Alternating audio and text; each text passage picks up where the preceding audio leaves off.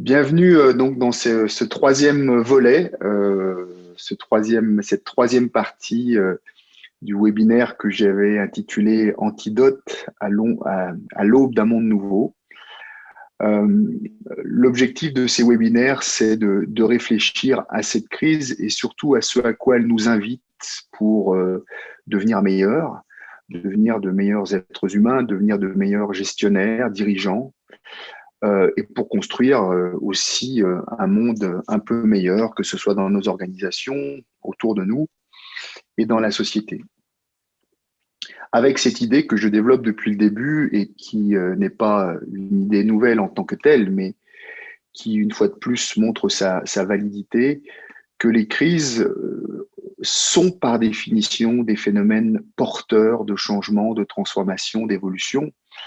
Et le thème que nous allons aborder en particulier aujourd'hui, c'est un thème un peu paradoxal et qui est parfois difficile à comprendre. Et il tombe à point nommé au moment où, au Québec, plusieurs zones, et en particulier la ville de Québec, sont soumis à de nouvelles restrictions, comme un retour en arrière au regard de ce qui nous avait été, ce qu'on nous avait laissé miroiter il y a quelques semaines. Et donc, la question est de savoir si, à l'intérieur de ces restrictions, il n'est pas possible, malgré tout, de vivre de nouvelles libertés et dans quelle mesure, justement, les crises, par les contraintes qu'elles exercent sur les individus et les organisations, n'ouvrent pas des champs de possibles nouveaux, à la fois pour maintenant, mais aussi pour la suite. C'est ce qu'on va regarder. Je voulais simplement, alors je vais partager mon écran. Donc, ce sont ces fameuses nouvelles libertés dont il va s'agir. Je voulais avant tout vous signaler que pour les deux premiers webinaires, j'ai écrit deux textes qui résument les deux premiers webinaires. Ce sont des textes courts, de 2 pages, qui ont été publiés ou en cours de publication. Donc, vous avez l'après-Covid-19, retour à l'essentiel grâce aux administrateurs, qui a été publié donc sur le site du Collège des administrateurs de Société et d'Université Laval, qui est disponible. Et donc, une tribune dans la presse qui sera publiée, je pense, demain dans le journal La Croix, qui est un journal français, dans la section Forum et débat, et qui s'appelle Suivisme, conspirationnisme et inspirationnisme. Je partagerai bien entendu cette publication sur ma page Facebook. Donc, vous pouvez accéder, j'allais dire, à un concentré des quelques idées que j'ai développées sur ces deux sujets. Alors, concernant nos nouvelles libertés, je voudrais faire comme je fais habituellement, c'est-à-dire faire un petit retour sur le livre, le roman que j'ai publié, qui s'appelle Les manuscrits de la main morte, et qui, en fait, dans l'emballage d'une histoire à suspense, décline les thèmes que j'ai développés jusqu'alors dans ces webinaires. Et en particulier, justement, décline ce thème un peu de la liberté parce que les personnages du roman sont justement pris dans une sorte d'étau avec cette maladie qui se répand sur la surface de la planète, qui touche les mains, qui touche les élites économiques en particulier. Et je vais commencer avec une des phrases à nouveau, comme j'ai fait les 2 fois précédentes, de l'un des personnages qui explique que la fameuse maladie qui s'appelle dans le livre la maladie de Midas, alors pour ceux qui ne l'auraient pas encore lu, je vous laisse découvrir ce que c'est. C'est pas une maladie comme les autres, il dit. Ce n'est pas un virus que l'on pourrait bloquer avec des antiviraux, ou on dirait aujourd'hui avec des vaccins, ou une dégénérescence cérébrale que l'on pourrait ralentir. C'est une maladie de la conscience humaine. Alors, au-delà de la citation et de ce à quoi elle réfère évidemment dans le livre, je crois que les crises, et vous le savez peut-être, le mot crise est un terme médical à la base, dans ses racines grecques. Le mot crisis est un terme de diagnostic médical qui signifie en fait l'évolution d'une maladie qui arrive à un stade dans lequel il faut prendre une décision critique, c'est-à-dire où il faut prendre une décision qui va conduire soit à la survie de l'organisme, soit à sa mort. Ça veut dire que les crises sont des moments inédits de décision et que quelque part, eh bien, elles sont des formes, elles témoignent d'une certaine pathologie dont une organisation peut être atteinte, un individu peut être atteint quand il est en crise. On connaît aussi des crises, chacune. ou une société. Et je pense que la crise pandémique que nous connaissons, qui est en stricto sensu une maladie, évidemment, enfin commence avec une maladie, je pense témoigne aussi d'un certain nombre de pathologies qu'à mon sens, nous pourrions peut-être régler, peut-être pas tout de suite, mais en tout cas nous invite à nous mettre, à nous pencher sur ces pathologies-là. Alors, pour aller dans maintenant que j'ai donné un peu le tempo de cette présentation, pour aller un petit peu plus loin, je voudrais développer cette idée-là, qui est un peu sans doute provocante, mais qui mérite d'être explorée parce qu'elle a été soutenue par des expériences, parce qu'elle a été soutenue par la recherche et parce qu'elle a été soutenue par, j'allais dire, l'observation, quand on observe un petit peu les choses. Je vais essayer de développer cette idée selon laquelle les grandes crises, quand je parle de grandes crises, c'est des crises de grande ampleur, comme celle que nous vivons en particulier. On pourrait dire que ça concerne toutes les crises, mais quand tout d'un coup l'échelle de ces crises est plus importante, eh bien, évidemment, c'est plus flagrant. Les grandes crises sont des bouffées d'oxygène. Qu'est-ce que ça veut dire? Ça veut dire que au cœur d'une crise, alors qu'on est évidemment soumis à des limites, à des contraintes, et Dieu sait si nous sommes soumis à des contraintes et que nous disons beaucoup être restreints dans nos libertés. Alors c'est vrai qu'on est restreint, j'allais dire, dans nos libertés, dans un certain nombre de libertés, je vais y revenir. Je crois que ces restrictions sont en même temps des façons, et je ne dis pas, évidemment, que je ne suis pas pour qu'on les restaure très vite. Et on est tous à attendre que ces libertés soient enfin restaurées, ces libertés de mouvement, ces libertés de se rapprocher les uns des autres, ces libertés de sortir après 20h ou 21h30, bien entendu. Mais au-delà de ça, cette restriction, ces restrictions invitent, de mon point de vue, à des extensions. Mais des extensions d'une autre nature. Et c'est ce que j'ai essayé de vous montrer, c'est d'une certaine façon comment des grandes crises nous remettent à l'essentiel. Alors évidemment, nous remettent à l'essentiel d'un certain nombre de sujets, de dossiers de nos sociétés, mais je pense nous remettre aussi à l'essentiel en tant qu'individus et nous remettre à l'essentiel de ce qui est essentiel à l'intérieur de nous-mêmes, dans ce que l'on veut, dans ce que l'on souhaite et dans le sens que l'on veut donner aux choses. Alors, pour comprendre pourquoi je parle de cette image, ce n'est pas uniquement une métaphore, vous allez comprendre assez vite pourquoi. Je vais vous faire un détour et vous allez voir qu'on va passer, j'allais dire, d'un extrait rapide de l'évolution de la vie sur Terre au port du masque. Et c'est ce que j'aime dans les crises, c'est qu'elles ouvrent des failles tellement grandes qu'on a l'impression qu'elles nous dépassent, mais qu'en réalité, ces failles macroscopiques, j'allais dire, nous amènent à nous interroger sur des possibilités microscopiques, c'est-à-dire à notre échelle. Je vais vous parler d'une première grande crise qui s'est déroulée sur Terre il y a 2,4 milliards d'années, qu'on a appelée la grande oxydation ou la crise de l'oxygène. La crise de l'oxygène, c'est une crise paradoxale parce qu'à cette époque, sur la Terre, l'atmosphère est très pauvre en oxygène. Et il va y avoir, j'allais dire, de façon assez brutale et de façon très rapide, alors rapide à l'échelle géologique, hein, on ne parle pas de quelques heures, là, un dégagement extraordinaire d'oxygène dans l'atmosphère. Lié à quoi? Lié en particulier à des organismes qu'on appelle des cyanobactéries et lié à des végétaux particuliers qui sont ce qu'on a appelé et ce qu'on appelle encore des algues bleues, qui sont à l'époque les seules formes végétales qui sont aérobiques, c'est-à-dire qui, j'allais dire, qui vivent et qui se développent avec de l'oxygène. Alors qu'à l'époque, l'ensemble des formes végétales sont des formes végétales qui sont anaérobiques, c'est-à-dire qui n'ont pas besoin d'oxygène pour se développer. Ce dégagement d'oxygène, cette bouffée d'oxygène, va produire deux choses principales qui, un, vont conduire à une destruction et deux, vont conduire à une création. Première chose, sur tout le règne minéral, ce dégagement d'oxygène va, par définition, oxyder le minéral. C'est-à-dire que la planète va s'oxyder littéralement. OK ? Mais en s'oxydant, c'est-à-dire en dégradant quelque part le règne minéral, en s'oxydant, eh bien, on s'est aperçu que, notamment au niveau des couches superficielle de la Terre, certains minéraux qui affleuraient aux couches superficielles de la Terre, d'accord, se sont transformés au contact de cet oxygène et notamment de l'eau oxygénée, parce que c'était des minéraux qui affleuraient à surface d'eau, d'accord. Et on a vu se développer à ce moment-là, au moment où la planète entière s'oxydait, le développement d'une diversité de minéraux qui n'existaient pas à l'époque et encore aujourd'hui dans le système solaire.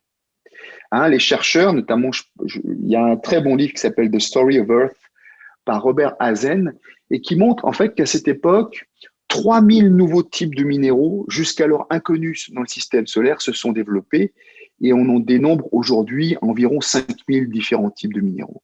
Ça veut dire que cette crise de l'oxygène a donné la possibilité, a donné naissance à une diversité de minéraux qui n'existaient pas avant, alors qu'elle oxydait l'essentiel des minéraux présents sur la Terre.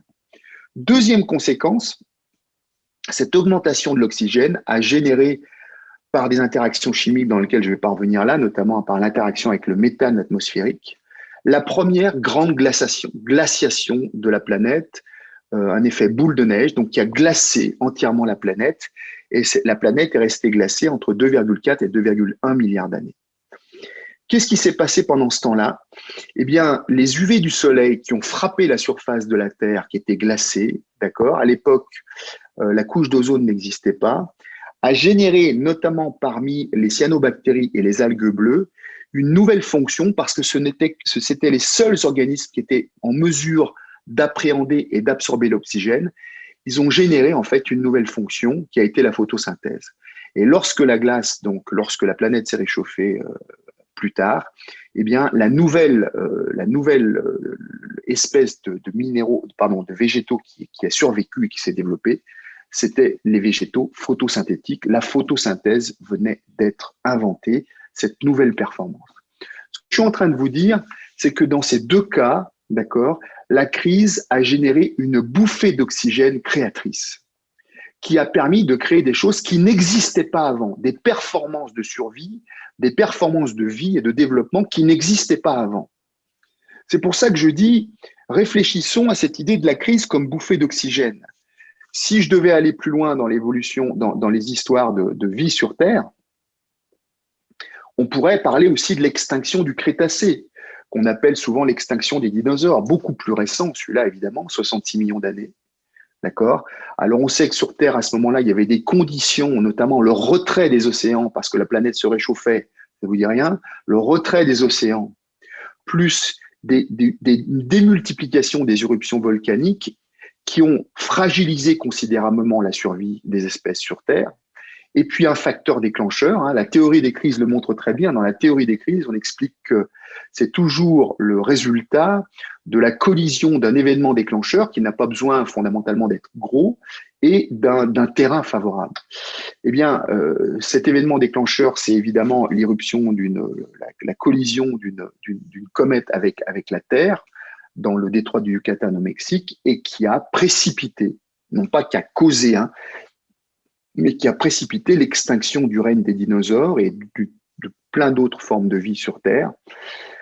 Mais ce qui est très intéressant, c'est qu'à ce moment-là, ils ont duré quand même 150 millions d'années, les dinosaures sur Terre. Et donc, ce qu'il faut bien comprendre, c'est que c'est pas une petite vie qui s'éteint, c'est le règne animal dans son intégralité et son plus grand représentant qui s'éteint. Et ce qui est intéressant à noter, c'est que, et d'ailleurs dans les manuscrits de la main morte, je développe cette théorie pour parler un petit peu de ce qui se passe dans l'intrigue, mais c'est qu'à ce moment-là, des formes animales existaient déjà, côtoyaient les dinosaures, plus petites, même insignifiantes, mais ces formes animales avaient intégré justement une performance que les grands dinosaures n'avaient pas intégrée, qui était justement le son chaud, c'est-à-dire la régulation de la température du corps à l'intérieur, une bouffée de chaleur. Ce que je suis en train d'essayer de développer avec vous, parce que je trouve que l'observation de ces grands mouvements donne beaucoup d'enseignements sur ce que nous pouvons vivre dans des crises comme celle que nous vivons actuellement. Déjà, ça permet un peu de relativiser les choses. On parlait à l'époque quand même de 95% de l'extinction des espèces, donc quand le taux de létalité était d'une toute autre nature, bien entendu. Mais les enjeux sont différents. Ce que je suis en train de vous dire, c'est qu'en réalité, Cette crise de la pandémie nous offre trois grands retournements qui, de mon point de vue, sont trois bouffées d'oxygène. Alors, on en avait déjà vu deux des retournements. Le premier retournement, eh bien, c'est ce retournement, vous vous souvenez, dont j'avais parlé dans le premier webinaire, qui était de dire, il nous est offert temporairement, bien sûr, toujours temporairement, c'est pour ça que l'occasion doit être saisie, une sorte de retournement entre l'urgence et l'importance, qui nous met justement à l'essentiel. C'est-à-dire quand tout d'un coup, nos activités, ce que nous faisons en tant qu'individu, en tant que gestionnaire, dans une organisation, dans notre équipe, lorsque nous faisons est guidé en partie, je dis bien, pour être réaliste, en partie par ce qui est essentiel pour nous, ben, ceci transforme nos urgences en priorité et donne du sens à ce que nous faisons. C'est une bouffée d'oxygène, c'est une oxygénation du cœur. C'est-à-dire que d'une certaine façon, nous mettons du cœur à l'ouvrage. Nous avons du cœur pour l'ouvrage, au sens propre et figuré du terme. C'est-à-dire que d'une certaine façon, quand le cœur y est, ça se passe bien. Et quand le cœur y est, quand tout d'un coup, c'est en lien avec ce qui est essentiel pour nous. Deuxième bouffée d'oxygène dont j'ai parlé, c'est ce dont on parlait la semaine dernière, c'est une oxygénation, une bouffée d'oxygène de l'esprit. C'est-à-dire que lorsque notre intelligence ordinaire, il y a un peu un abus de langage dans cette phrase, parce que l'inspiration est une forme d'intelligence, mais lorsque notre intelligence ordinaire, même notre intelligence scientifique, j'appelais ça la légitimité rationnelle légale la semaine dernière, se désarme, eh bien, je vous avais expliqué que la recherche montrait que tout d'un coup, on pouvait accéder à d'autres formes de connaissances plus inspirées, ce que j'appellerais ici une bouffée d'oxygène de l'esprit, du cœur et de l'esprit. Alors, il reste sans doute maintenant à s'intéresser à une troisième bouffée d'oxygène, et une bouffée de chaleur en même temps, qui est justement une oxygénation, j'allais dire, cette fois au sens plus symbolique du terme, du corps et des mains. C'est-à-dire ce qui nous permet de bouger, ce qui nous permet d'être flexible, ce qui nous permet de nous déplacer, ce qui nous permet d'être libre. Et c'est là-dessus que je voudrais terminer cette intervention pour vous faire réfléchir à finalement à revenir dans notre monde oxydé, c'est-à-dire à revenir dans ce qui nous empêche de respirer aujourd'hui. Parce que fondamentalement, c'est ce que nous décrions, à la fois à tort et à raison, parce que des mesures doivent malgré tout être prises, des restrictions doivent malgré tout être prises. Et je pense que ce n'est qu'une forme d'entraînement à d'autres restrictions qui pourront venir bien plus tard, lorsque, au pied du mur de la crise écologique, climatique qui nous attend, eh bien, nous nous verrons imposer des choses bien plus douloureuses que celles que nous nous voyons imposer aujourd'hui, si ça continue. Lorsque tout d'un coup, on va restreindre considérablement tous nos modes de consommation, je ne suis pas sûr qu'on sera très heureux. Et regardez aujourd'hui que depuis un an, eh bien, nos modes de consommation sont quand même, non pas strictement restreints, mais un peu plus restreints. Regardez ce que ça produit. Et je crois que là, il faut s'en remettre à des écrits, que ce soit des écrits qui ont été repris dans la littérature, mais également dans la recherche, en sciences humaines, en sciences sociales, sur ces expériences de personnes qui ont été soumises à des restrictions à côté desquelles ce que nous vivons, nous, en ce moment, ressemble plutôt à un parc d'attractions. Je pense, par exemple, à des personnes comme vous avez ici, attendez, si je trouve je ne sais pas si je trouve ma flèche, je ne trouve plus ma flèche, mais peu importe. Vous avez donc sur votre, vous avez Nelson Mandela qui apparaît, donc qui a été en prison pendant très longtemps, mais qui, dans les témoignages qu'il fait, montre à quel point, même enfermé au fin fond de sa prison, je veux dire, il a ressenti, il a expérimenté une liberté absolument extraordinaire qui lui a donné justement, qui l'a préparé à la suite, qui l'a préparé à se battre contre l'apartheid, qui l'a préparé véritablement à prendre ensuite les positions qu'il a pu prendre en Afrique du Sud. Vous avez Guy Tamalaz, qui a été la victime avec certaines de ses amies du nazisme, puis ensuite du communisme hongrois. Vous avez en bas, à gauche ou à droite, je ne sais pas comment vous voyez, Bruno Bettelheim, qui a été lui aussi, j'allais dire, emprisonné dans les camps de concentration nazis et qui a été ensuite un auteur extrêmement prolifique parce qu'il a observé ce qui se passait dans les camps de concentration. Et puis, vous avez Etty Hillesum, par exemple, qui est un autre exemple d'une femme qui a été, elle aussi, prisonnière des camps de concentration nazis et qui a livré des écrits qui témoignent d'une liberté absolument extraordinaire. Ce sont des exemples que je vous donne là, mais il faut savoir que ces exemples ont été aussi documentés et qu'on a cherché à comprendre ce qui se passait. Alors, revenons pour terminer, et revenons maintenant à notre réalité, d'accord? Et notre réalité, c'est la réalité suivante. Vous avez ici non pas un homme qui se décompose, mais qui se recompose, c'est-à-dire que les petits fragments que vous voyez sur la gauche de l'écran viennent tout d'un coup le recomposer. Et je crois que c'est un petit peu le propre des crises que, quelque part, de nous défragmenter, de nous fragmenter d'une certaine façon, de nous fragmenter et je trouve plus ma flèche, donc je peux pas répondre aux questions-réponses. C'est pas grave. Et l'idée, c'est comment finalement l'atmosphère irrespirable dans laquelle nous sommes sème tout de même les conditions de nouvelle liberté. Et je vais vous proposer quelque chose et je vous invite, à l'issue de ce webinaire, à faire l'exercice pour vous. Parce que je crois que ces libertés sont spécifiques pour chacun, mais simplement vous faire comprendre un petit peu comment on peut appréhender les éléments qui nous restreignent dans nos libertés.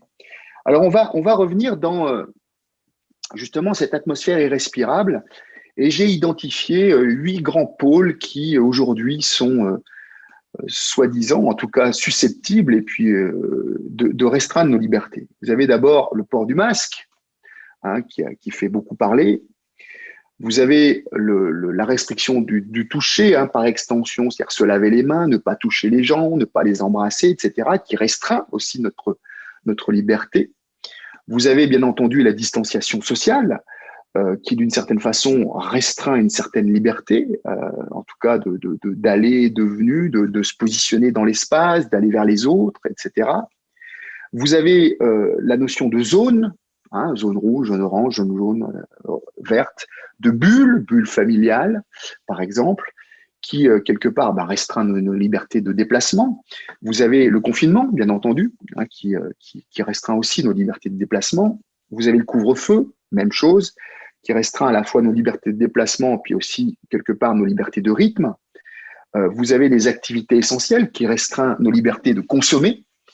Et puis, on en a aussi beaucoup parlé pendant cette crise, et je pense que même si ce n'est pas toujours justifié, c'est en partie vrai, il y a aussi quand même une tendance à la restriction de nos libertés d'expression. Voilà 8 pôles, 8 boules à double face, j'allais dire, qui, vécues d'un certain côté, peut être très mal vécues, parce que là, on a l'impression d'être cerné dans une atmosphère irrespirable qui nous oxyde, c'est la crise de l'oxygène. Nous manquons d'oxygène. D'accord? Alors après, on a le choix du minéral qui s'oxyde définitivement et qui, quelque part, j'allais dire, se nécrose. Et ce qui est très intéressant, d'ailleurs, dans le bouquin que j'ai, dans le roman, Les manuscrits de la main morte, la maladie nécrose les mains, c'est-à-dire elle oxyde ce qui nous sert à créer de la richesse. D'accord? Donc, soit on a le choix de se laisser oxyder, j'allais dire, par l'ensemble de ces restrictions, ce qui est une façon de vivre les choses et de les voir. Et j'entends bien et on s'entend que c'est difficile à vivre, y compris pour moi. Mais on peut aussi réfléchir aux nouvelles libertés qu'elles nous permettent d'imaginer. Alors, je vous donne ici des pistes. Ce ne sont que des pistes et je vous invite à traduire ces 8 restrictions en nouvelles libertés pour vous. Le confinement, je vais commencer par là, j'en ai déjà parlé dans les webinaires il y a 1 an et un petit peu cette année, nous donne tout d'un coup une liberté qui est un petit peu extraordinaire, c'est cette capacité de recul. Quand on est en recul, tout d'un coup, on reprend une perspective, on reprend une liberté de réflexion, on reprend une liberté, j'allais dire, d'appréhension et de sens. Le couvre-feu, je crois que ça nous met devant cette bouffée de chaleur. Alors, il y a un jeu de mots, évidemment, entre couvre-feu et allume-feu, on pourrait dire. Mais je crois que d'une certaine façon, en nous restreignant chez nous à ces moments-là, d'accord, on vient nous permettre, quelque part, de retrouver une sorte de chaleur, de retrouver une sorte de chaleur dans les relations qu'on a avec les gens qui ont le droit d'être avec nous. Mais d'une certaine façon, ça nous invite à réfléchir à cette bouffée de chaleur intérieure que cette crise, d'une certaine façon, pourrait susciter chez nous. Les activités essentielles, j'en ai parlé, ça nous met devant l'essentiel, ce qui est sacré, c'est-à-dire ce sur quoi nous ne dérogerons pas à titre d'individu, ce sur quoi nous ne dérogerons pas à titre de dirigeant, de gestionnaire, etc. Et puis, la restriction de la liberté d'expression, d'une certaine façon, quand même, sur les réseaux sociaux, ça se voit beaucoup. Eh bien, ça aussi, j'allais dire, ça nous invite à une autre forme d'expression, j'en ai parlé la semaine dernière, c'est l'inspiration. Vous avez ici quatre pôles, et une fois encore, ce sont juste des pistes que je vous donne. Mais posez-vous la question de savoir comment pourriez-vous traduire ces restrictions qui nous enlèvent notre oxygène en nouveaux champs des possibles qui vous donnent de l'oxygène, bouffée d'oxygène, bouffée de chaleur. Ces quatre choses-là procèdent à une écologie de l'esprit. C'est-à-dire que si je suis en mesure de prendre un peu plus de recul pendant cette crise, après cette crise, si je conserve cette discipline-là, si ce recul me donne un peu plus de chaleur à l'intérieur de moi, envers les autres, si ce recul me permet de me centrer un peu plus sur l'essentiel, le sacré, si ce recul me permet d'être un peu plus inspiré qu'intelligent, alors je côtoie une nouvelle écologie de l'esprit. Mais ceci nous amène à une deuxième série de libertés. Et cette deuxième série de libertés, c'est celle que vous avez sur votre droite. Le port du masque, qui est quand même, j'allais dire, le symbole justement de l'absence d'oxygène, ou en tout cas du peu d'oxygène, de l'oxydation, d'une certaine façon, de nos rapports sociaux et surtout de nos échanges. Eh bien, s'il peut nous convier d'une certaine façon à une attitude qui pourrait être dès maintenant, mais c'est un peu compliqué parfois, mais qui pourrait être par la suite, une attitude qui, j'allais dire, stimule le sourire. Mais je ne parle pas du sourire de façade, je ne parle pas du sourire social. Je parle véritablement de ce qui vient du cœur, donc de ce qui vient de l'écologie de l'esprit, de cette chaleur, de cet essentiel. Les êtres inspirés sont des êtres souriants. D'accord ? Le toucher, d'accord, va nous conduire à quoi? Va nous conduire à quelque chose, moi, qui me concerne beaucoup, qui m'intéresse beaucoup, mais qui est tout d'un coup de retrouver cette main, à la fois comme symbole, c'est comme le sourire, cette main qui se tend, cette main qui touche, cette main qui caresse, cette main qui aide. Si tout d'un coup, ces restrictions libéraient à un moment donné de nouvelles façons de toucher les autres, y compris au sens figuré du terme, d'accord? Alors, à ce moment-là, on a gagné quelque chose.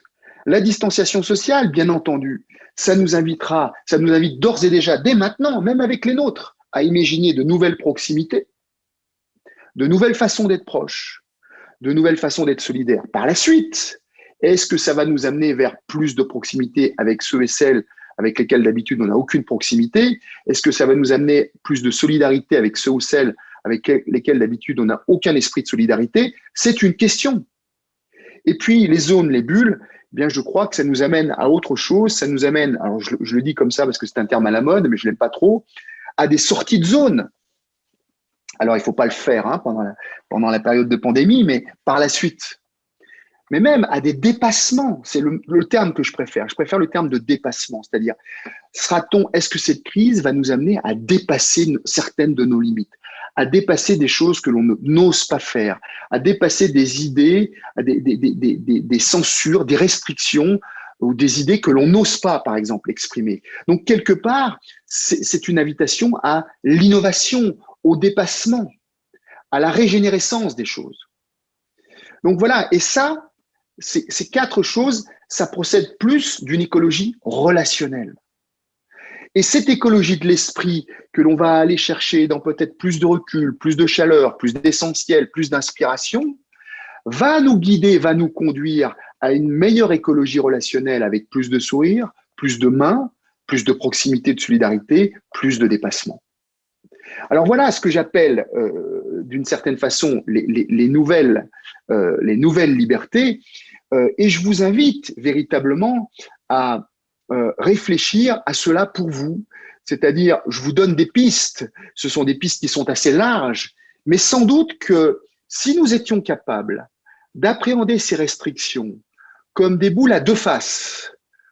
La face visible, c'est-à-dire la face visible de la Lune, c'est la restriction de liberté, c'est l'oxydation, c'est la perte d'oxygène, mais qui en même temps, rappelez-vous ce qui s'est passé dans l'histoire de l'évolution sur Terre, ces grandes oxydations, d'accord, ont toutes conduit à une diversité, à un enrichissement, à la création de nouveaux.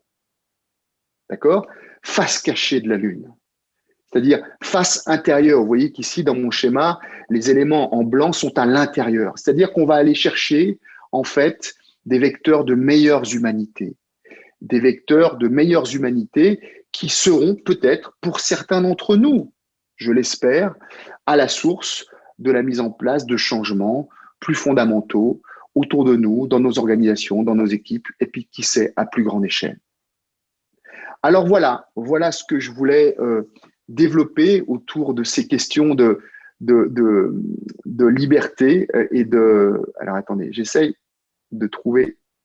Mais j'arrive pas à afficher QNR, c'est ça le problème. D'accord, je peux te les lire à ce moment-là. Oui, merci. Alors, on a merci. une question ici d'Alexandra Labrie qui se pose pourquoi seulement temporairement? Ne serait-ce pas une occasion à saisir en ce moment de crise et d'également conserver dans le futur?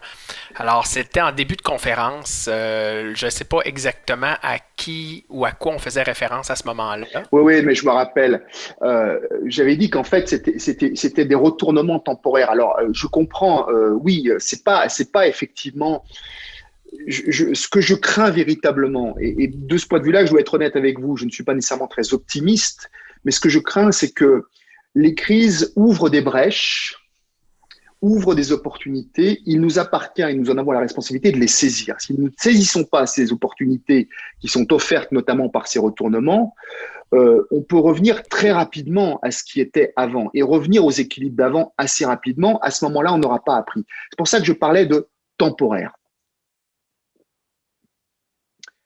Excellent. On avait également une deuxième question ici de Madame Labelle qui se posait la question au sujet des noms des personnages. Est-ce que Nelson Mandela était un nom de… Est-ce qu'ils sont Nelson Mandela le nom des personnages? Les personnages du livre? Je crois que oui. Non, non. Les noms des personnages du livre, les personnages principaux, c'est Esther Merton, professeur à l'Université de Columbia, paléoanthropologue, Carl Anderman, qui est journaliste au New York Times, et puis William Stigler, qui est neurochirurgien. Donc Nelson Mandela, c'était le président d'Afrique du Sud qui est mort et qui a été à l'origine de la lutte contre l'apartheid. Est-ce qu'il y avait d'autres questions auxquelles Excellent. Pour les autres questions, pour ceux qui désirent revoir les webinaires présentés par M. Christophe Roudufort, je vous invite à visiter la page Facebook de la Faculté des sciences de l'administration. Les 3 webinaires s'y trouvent présentement dans les différentes notifications. Également, si vous êtes inscrite au webinaire, vous allez recevoir par courriel le lien YouTube pour les réécouter une deuxième fois. Sinon, le livre de M. Christophe Roudufort, c'est Les manuscrits de la main morte, disponible dans toutes les bonnes librairies québécoises présentement. Très bien. Merci beaucoup. Merci vraiment à tous d'avoir suivi ces webinaires. Je sais que la plupart d'entre vous ont suivi les 3. Merci beaucoup et j'espère que ces 3 bouffées d'oxygène que j'ai essayé de prendre moi aussi en les préparant pourront vous porter un peu et vous aider à mieux vivre ces temps difficiles et surtout à mieux préparer la sortie de cette crise que nous espérons proche. Merci beaucoup et merci infiniment de votre attention.